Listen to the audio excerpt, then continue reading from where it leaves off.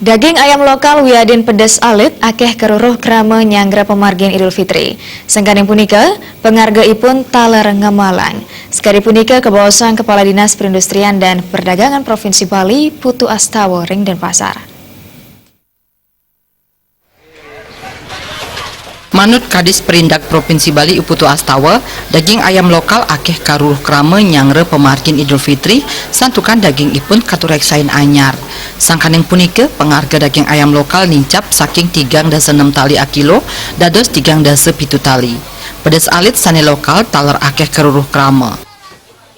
Gitu ya. Nah, kalau dari Jawa kan sudah dipanen sudah terlalu lama sehingga di sini tidak terlalu segar, sehingga cenderung yang dicari itu yang lebih segar gitu ya. Nah, itu yang menyebabkan permintaannya menjadi lebih melonjak gitu ya. Sama juga dengan daging-daging ayam gitu ya, yang dari luar Bali itu mereka kurang suka karena lebih senang yang segar, lebih fresh gitu ya. Sehingga yang dihasilkan oleh masyarakat Bali gitu yang lebih disukai.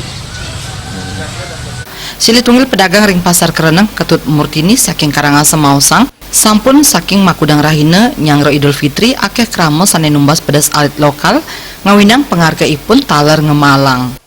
Naik, biasanya sebelum Baliman 10.000. Tapi penyebabnya Bu kira-kira karena bawa kegiatan ini itu? Oke, ini soalnya Lebaran, kita juga kan dari Jawa ada barang. Tabio ini jok. Tabio nih paling ini kumpul, bawang, tuun, tomat, Tomat tuh ini. Majeng pembuat pokok siosan kantun kekantenang deg-deg. Sekadi beras premium meroras tali a kilo, beras putri 11 tali, miwah beras tabanan dase tali a kilo. Bawang pengarga 3 dase tali, tomat 5 tali, saha adeng ayam siut 3 ngatak abungkul. Putu Ratna, Bali TV.